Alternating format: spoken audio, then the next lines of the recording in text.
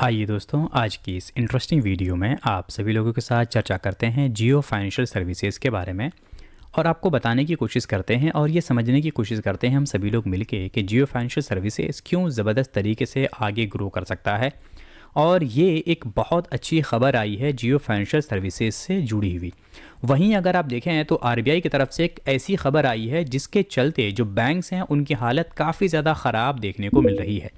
अगर आप यहाँ पर एक चीज़ नोट करें तो आप देखेंगे कि सिर्फ कोई एक या दो बैंक्स नहीं, बल्कि अगर आप बैंक निफ्टी के अंदर जो हमारे बेहतरीन 12 बैंक्स देखने को मिलते हैं, अगर आप उन सभी बैंक्स को देखें तो आपको देखने को मिलेगा कि सभी बैंक्स में ज़बरदस्त तरीके की गिरावट आप लोगों ने आज के दिन देखी है। अब ये इतनी गिरावट जो आई है, इस गिरावट के पीछे रीजंस क्या हैं आपको बता दें कि आरबीआई की तरफ से एक काफ़ी बड़ा बदलाव आया है, काफ़ी बड़ा अपडेट है। और उस अपडेट के चलते ही यहाँ पर अगर आप देखें तो बैंक्स में काफ़ी ज़बरदस्त तरीके की गिरावट देखने को मिल रही है। अगर आप नीचे से आरबीएल बैंक देखें तो 7.25% के आसपास ये बैंक टूटा है। वहीं बंधन बैंक देखिए, चाहे आप फेडरल बैंक देखिए, आईडीएफसी फर्स्ट बैंक देखिए, ये भी 4.25% के आसपास टूटा हुआ है।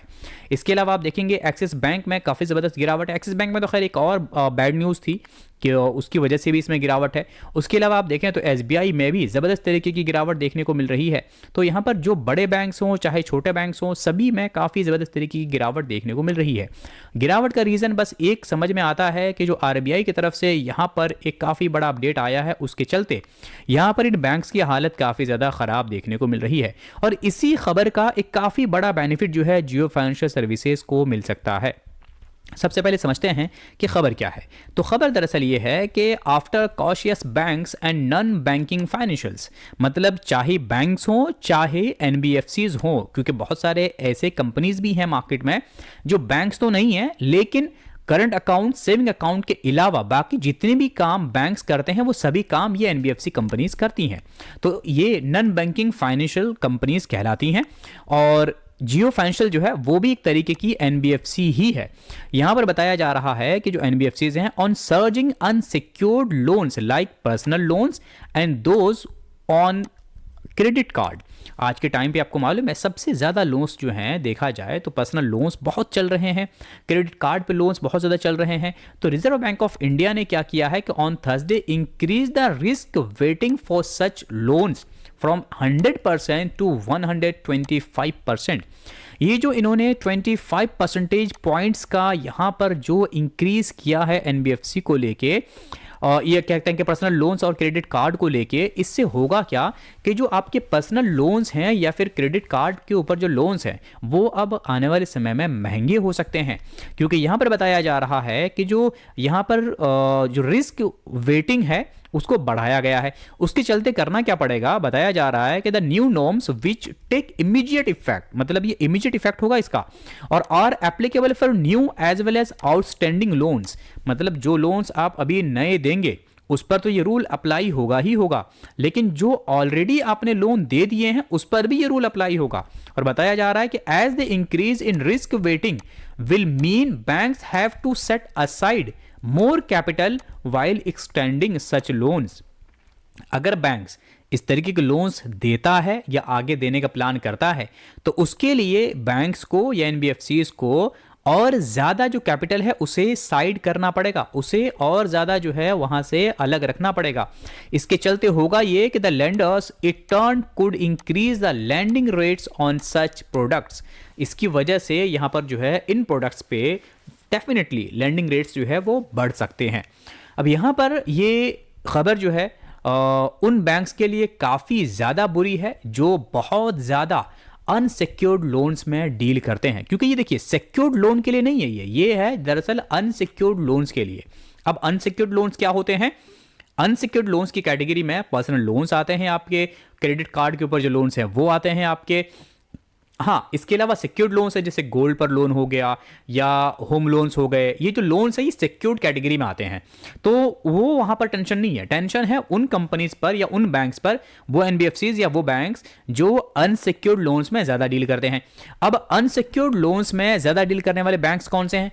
आपको अगर लगता है कि कोई 3 बैंक्स आपको समझ में आता है जो बहुत ज़्यादा अनसिक्योर्ड लोन्स में डील करते हैं, नीचे कमेंट बॉक्स में आप एक बार ज़रूर लिखिएगा।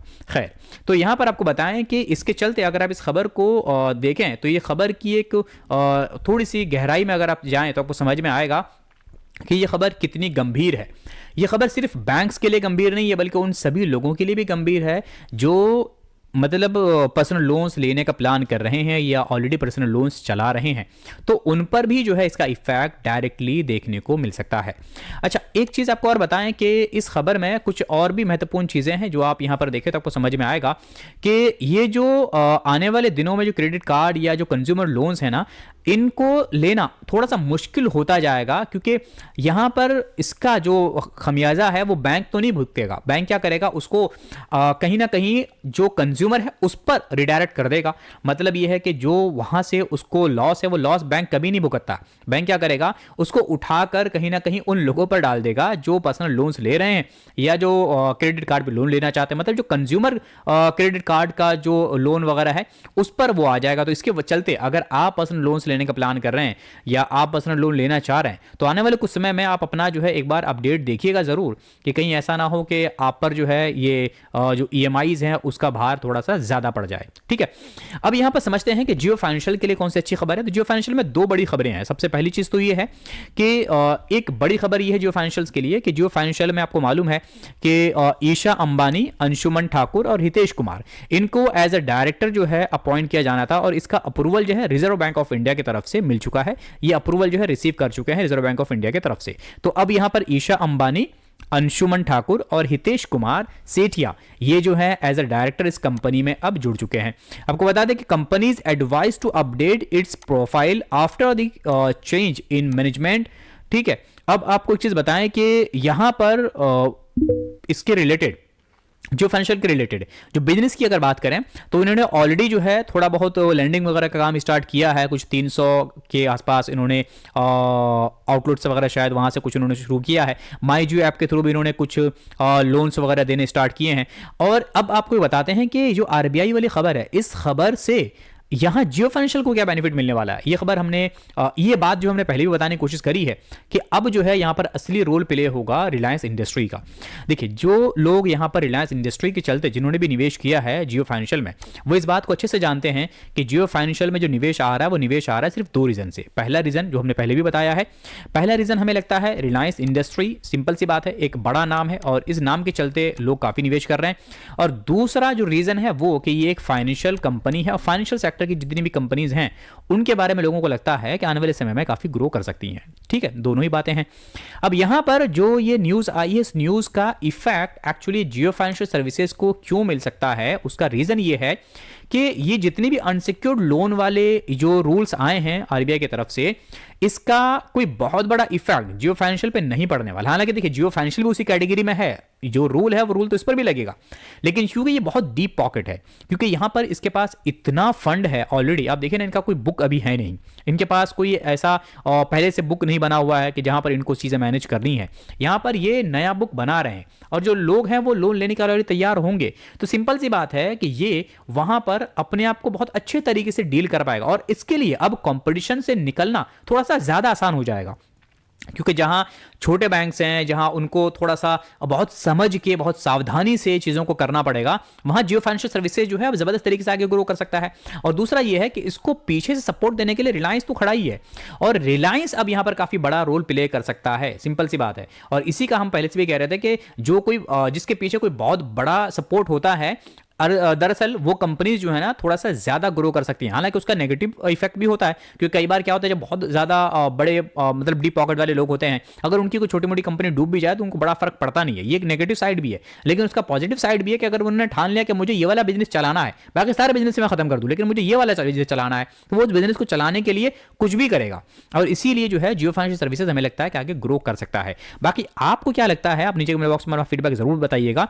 और हमें लगता है कि देखिए, जियो फाइनेंशियल सर्विसेज का जो एक फेयर वैल्यू हमने बताया था, अभी कुछ टाइम पहले हमने वीडियो बनाकर आपको बताया था, इसमें हमने बताने की कोशिश करी थी कि कुछ एक्सपर्ट्स हैं जो मानते हैं कि जियो फाइनेंशियल सर्विसेज का जो फेयर वैल्यू है वो कुछ 179 या 180 के आसपास देखने को मिलता है। और अगर ये फेयर वैल्यू आपको मिल जाए तो बहुत अच्छी बात होगी। हालांकि जियो फाइनेंशियल सर्विसेज लगातार स्ट्रगल कर रहा है, कभी वो 240 रुपए के आसपास जाता है, फिर वहां से नीचे आ जाता है, तो स्ट्रगल तो खैर ये लगातार कर रहा है। और हमें लगता है कि अगर ये यहां से या तो ब्रेकआउट देगा तो एक अच्छा लेवल दिखाएगा, या अगर ब्रेकडाउन देगा तो यहां पर ये डेफिनेटली 179 के आसपास जाने की कोशिश करेगा, लेकिन ये बहुत अभी दूर का टारगेट है।